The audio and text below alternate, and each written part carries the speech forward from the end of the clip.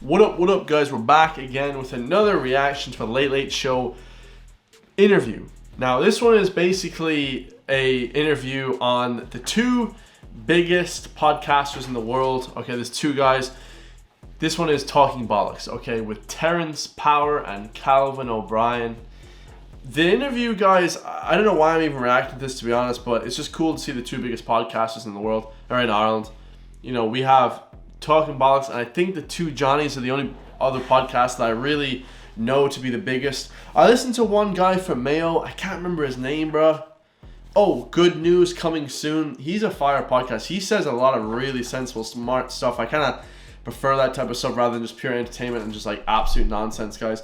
If this one gets a bit boring, I'm just going to fast forward it, guys, honestly, because I don't really like some of the stuff that they do. It's, you know, a lot of the stuff is a bit pointless. The whole zingers and all this type of stuff, it's very just mindless, senseless. You know, not really helping it, doing anything. Is it entertaining? Probably, but yeah, this one should be interesting, guys. Drop a comment. Check out my Patreon as well. New videos every single day on Patreon. And let's go. Friends, proud to hail from inner city Dublin, who are happy to shout it from the rooftops. Faced with discrimination and negativity about the community, they started their own podcast at their kitchen table, and now they're chatting to the Taoiseach and selling out the National Stadium. We are delighted to say they're making their Late Late Show debut, and as the hosts of Talking Bollocks will no doubt feel right at home here with me tonight, would you please welcome That's funny. I actually like Patrick Keelty a lot. You know, the name of the show, I will point out, guys, Talking Bollocks, man, it kind of gives them, like, I understand, like, from the inner city, but, like, it kind of is, like, a negative connotation onto, like, what they're saying. Do you know that kind of way? Because Talking Bollocks is, like, talking nonsense, basically. So they were just basically saying that themselves that they're talking shite, like. Calvin O'Brien and Terrence Power.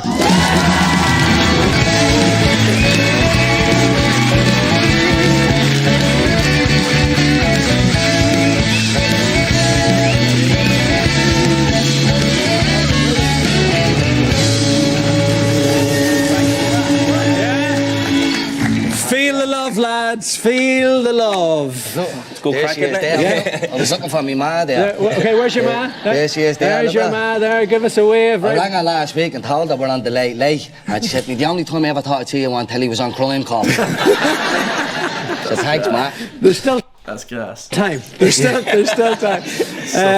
Congratulations on the podcast. I mean, it's a long way from your ma's kitchen table, isn't it? Yeah, big time. It's mad because, what was it, just a little over 3 years ago, Terry came up with the idea of doing a podcast, and me being the age that I am, I agreed to do it with him, and we sat down at my ma's kitchen table, put the phone down, recorded episode 1, and the rest is history. And the whole thing. So then, like, halfway through that, I mean, the rest isn't really history. They basically got offered a deal to work with Go Loud, which is like a German company, something like that. What it is that what I love about you is you're just keeping it real. You're just keeping it real, and you're telling it how it is, Terrence. Yeah, well, that's it. We're just two normal young men from the inner city, you know what I mean? And we're just telling real life stories. And it's just mad when you get to a point where you're selling out the National Stadium, like you said, and like, we never thought that was going to happen. We thought, like, people in our community was going to listen to it, and we were going to be a voice for them and have a buzz while we're doing it. Then you end up walking out, you're on the Late Late Show, and you're walking out selling out the National Stadium and all. It's nuts. It's unbelievable. I'd love to see their numbers, guys, and like their breakdown, because they stopped posting to YouTube, which kind of was disappointing to me because I only used to watch stuff off YouTube. I only watch videos on YouTube because I don't listen to Spotify ever. I only watch videos on YouTube. I have done since I was a kid, so I don't really know why they stopped posting to YouTube. Well, I know why. They got a Spotify deal, I believe, and they got paid, or maybe they got paid by Go Loud, their company. But I wouldn't call it selling out, but I suppose, I mean, just don't post, just stop, don't post to flipping, you know, YouTube. And they only have like 10,000 followers. I think the two Johnnies have like 120,000 followers. So they could have been in that next top tier bracket on YouTube. And although a €6 million deal sounds very, very nice when you first hear it, YouTube will pay you a lot more in the long run, guys. So should they have held out? Good question. And every podcast you start with a zinger. Yeah. So what type of stuff? This is the kind of stuff that I don't like, guys. Just boring, senseless. I want to hear some actual stuff that's going to make the world better, guys. You know, not like my videos, man. Every single one of them makes the world better. That's a joke because they don't. But let's keep it going. Do you? So we come up with this thing. It's just like a zinger. It's like an icebreaker, basically, trying to ease into the episode with the guests, try and de-arm them, just to show that look, we're only here to have a bit of laugh. So we'll have a feel with the audience, will we? So just call it a house coat or a dressing gown. So put your hands up for house coat. House coat. There we go. Yeah. And put your hands up for dressing gown. Yous are all posh. What else do we have? I don't know, would you? I don't understand it, guys. I don't understand it at all. You might. We have, yeah. Okay. I'm probably putting you on the spot now, yeah? Okay. Who would you prefer as the Late Late Show host? Thank you. Good night. Gay Born Yeah. or Tuberty? Well, look, I mean, you cannot, there is only one God. There is only one God, and, you know, myself, Pat and Ryan all come here, and every night you worship at the Church of Gayburn. So that's the answer to that. That's an easy one. So it's The safe answer. The safe answer. Ryan Tuberty's fuming in the gaff. Yeah. We have another one that we asked all our guests. okay. Well, ask you as well, Paddy. Yeah. So there's two types of people in the world. Yeah. There's people that piss in the shower. Yeah. And lawyers. Yeah. So, do you piss in the shower? I don't piss in my own shower. Dude, Patrick Kilty's like really funny. I actually like him a lot, man. He's like the best. Whereas when you get a real comedian next to two guys that aren't really, you know, I mean, I suppose they're supposed to be like comedy, but it's just like, bro, it's tough being on the show with Patrick Kilty. You have to be really funny, guys. The only person that made Patrick Kilty not as funny was Conan O'Brien, because he was hilarious. But yeah. But it's sometimes fart in the bath. So look, I mean, you don't ask all the guests, you know, stuff like that. I mean, whenever you had Micheál Martin on, I'm assuming you were... Did you ask me? No? So, yeah, we had the Taoiseach on there last year, and his advisor got in touch with us, and he says, look, he's open to anything, I would not be proud of that, guys. I'm just going to put that out there. and don't be worrying, hit him with the hard topics or whatever. And we were like, grand, but, like, are we allowed to ask him, does he piss in the shower? And they were like, no, under no circumstances can you ask him, does he piss in the shower? So me and Terence were like, yeah, we're like, There whatever. he is, having a piss in the chair. This, that. Look fresh, them 95s are fresh, aren't they? Very good. But I was like, I'm going to ask him. So Micheál comes in, They dressed up more for the Late Late Show than they did with the actual, you know, head of the country, supposedly. You know, but we all know he's not head of the country, guys. He's head of being run, though. has his little entourage with him, he has his little minder holding his hand and all. And then he has like a security guard with him, and we were looking at him like, what's the story with your man over there? And just as well we didn't ask him, because your man was sitting there and he had a gun on his lap the whole time, so yeah, could have got a bit dicey in there. It could have got a bit dicey. You know, the thing about the podcast, you know, for me, is how proud you are, Terence, of where you're from, and you're telling the truth. You know, there's a lot of misconceptions about the inner city. Mm-hmm. I know one of the things that you guys feel strongly about is that it's a part of Dublin that's maybe been forgotten about by people in power. Would that be right? Yeah. Yeah, it's completely misrepresented. I think the idea, even when we set the podcast up, the day we set it up, when me and Calvin sat down, we had a chat, and I asked him to do the podcast with me. I'll give you an example. There's this perception of young men, especially if you speak like me or if you wear tracksuits, that you're scum or you're less than. And the morning that we actually sat down and had a chat about setting up the podcast, we actually went for a sea swim that day, and we went for a coffee in an affluent area. And in an affluent area. Okay, maybe that was in Dalkey. But just wear your nice chinos that you're wearing now. If they just dress like that 24/7, you know, then they'd be good. You know, they obviously don't wear tracksuit bottoms and runners 24/7. It's just wearing nice clothes 24/7. You can do that. I mean, shit, I used to do that, but kind of gets a bit of hassle. I have to wear jeans and stuff now as well, so it's like whatever. But I don't really understand. This woe is me mentality is not good, guys. while we were in the coffee shop, we're in the queue, and there was a woman in front of us, and we were just having a yap, having a chat, and the girl turned and looked at us, and she grabbed her bag, pulled her in close, and took a few steps away from us. And that actually sparked the conversation between me and... Bro, that just did not happen. Also, guys, give me a bit of credit, alright? If I want to rob your bag, I'm gonna rob that shit, man. You know what I mean? Psh, snatch that out of your hand, but not really, guys. I'm joking. I would never do that. But really? Did that happen? and Calvin that morning, about, like, isn't it mad that she knows nothing about us, never heard of us, but heard our accent, seen the way we were dressed, and felt like she needed to do that. Their accent just sounds like every single person in Dublin, though. I don't know, guys. Like, guys, I'm from the countryside, yeah?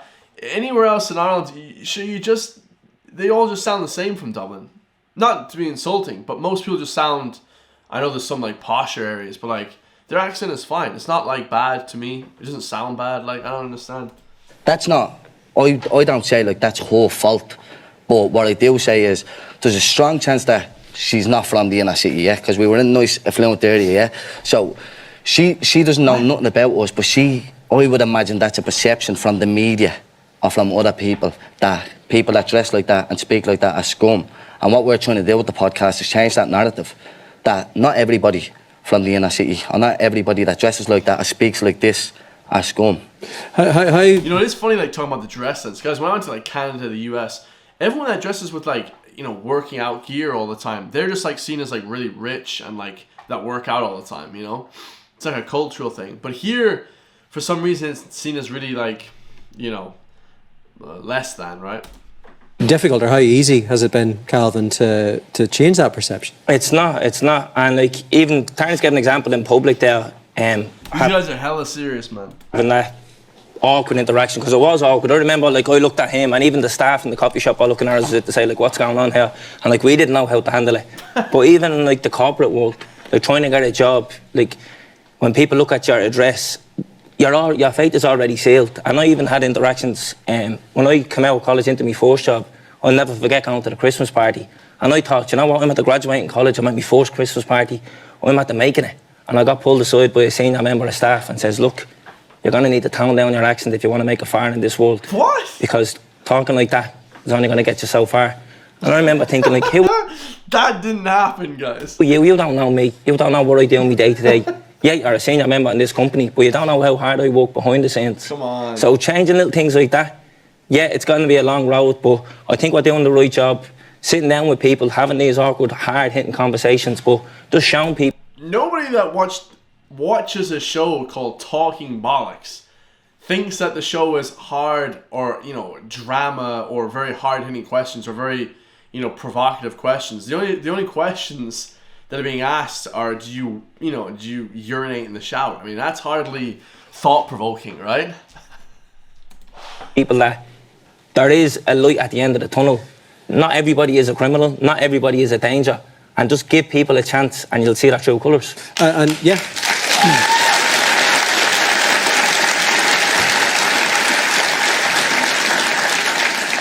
And you guys are doing that by sharing, you know, your lives and how you grew up. And Terence, I know one of the things that you have spoken about is that intergenerational trauma, that idea, you know, and that's a big thing in the North as well, that idea of somebody goes through something and you don't think that's going to be passed down, and then, you know, suddenly it is. And I know that, you know, you've lived through that. Yeah, I'm very open about my story of growing up. You know, I grew up in Dorchester Flats in the north inner city, and my dad died when I was 7. So my ma had to rear 3 young boys on her own. I have two brothers, they're twins. They're only 2 years older, so my ma was left to rear the 3 boys on her own. She wasn't well at the time, you know. She struggled with addiction and she was an alcoholic. So growing up in an environment like that and seeing me ma like that, like, you know, I'll give you some examples. Some of my earliest childhood memories would be ma waking up in the morning, seeing me ma having a can first thing in the morning, probably bringing it to school with a can on the pram, coming home from school 2:30, 3 o'clock that day, going into the house. There's violence, there's drugs, it's chaos, like, you know. A lot of nights we went to bed hungry. We couldn't afford food, you know. And the reason why I speak about it is to bring awareness to it, you know what I mean? Because I think, like, all of our people, like, I'm not like some unfortunate, unlucky kid that was born into this unlucky family. Most of my friends had the same thing going on at home. Like, and some people had it a lot worse than us even, which is mental to think about, you know? So, like, some nights we would have went to bed hungry, you know? No food, no nothing. So that's the reason why I speak about it is to bring awareness to it, you know? Because that's why we had Micheál Martin on the podcast, was to bring him in and put these points to him like that. Our people are getting failed by the state. Like, we are failed by the state there, you know what I mean? And I think we need to talk about it more, because like even in school and stuff like that, I used to go into school and I had to sit beside somebody and I was expected to learn the exact same way they were expected to learn. I have all this stuff going on at home, and I'm taught you have to be the exact same as this person and the next person and the next person, when that's not reality. You know what I mean? No, it's not. And one of the brilliant things I think you do on the podcast is that sometimes people can't talk about these things just in general conversation, and so whenever you bring people on, you know, from your area, and you sit down and they're honest, like nobody's talking bollocks, they're talking absolute sense, Calvin. Yeah, so that's the thing, like people know. So the reason why we did start it is because there is this preconceived idea that everyone in these areas is trouble, don't go near them. But we're from this area, so we know that's not true. So there's a lot of gatekeeping going on there that we need to break through.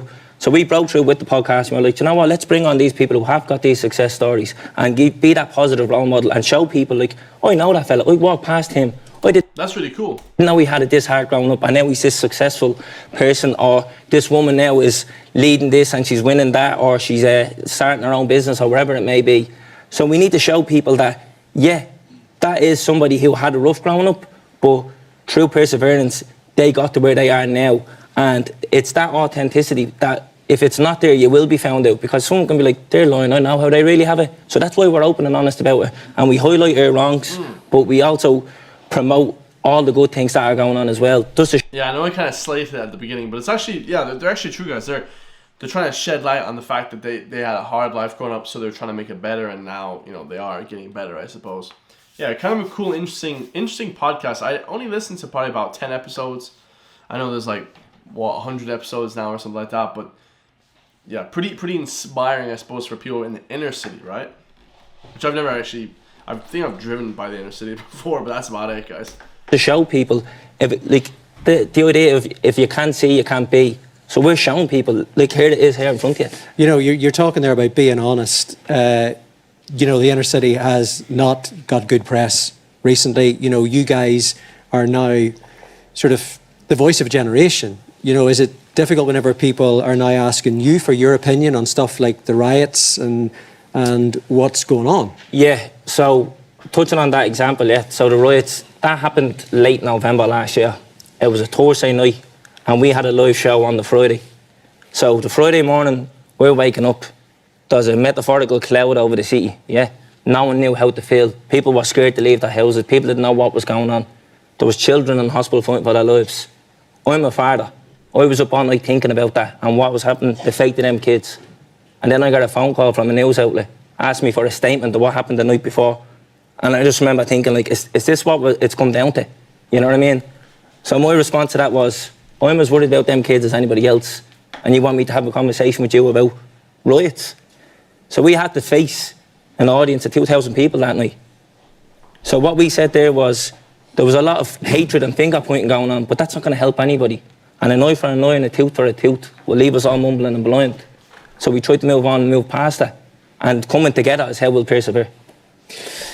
Yeah, I like that one. You're very, very proud of where you come from, Terence. If there was one thing that you could just instantaneously change about where you're from, you know, to improve things, I mean, It's a tough question. It's a tough question. To put me on the spot. Well, look, I mean, well. you asked me about Ryan Tuberty, so get with that. There was one thing I could change about the area. Or what would you like people to know about your community that they don't? Something positive is what you're saying. Yeah. Well, like I said to you earlier on, through all the addiction, the crime, the poverty that is rampant in our area and has been for many, many years, there is a big community of very proud and happy people, and through all of that, no matter what was going on in all of our lives, we were always happy. You know, we grew up in flats, and like you said, they have a bad rep, but we all stuck together, we had each other's backs, and we always will, and it's the best place in the world. The inner city has the best people in the world, salt of the earth.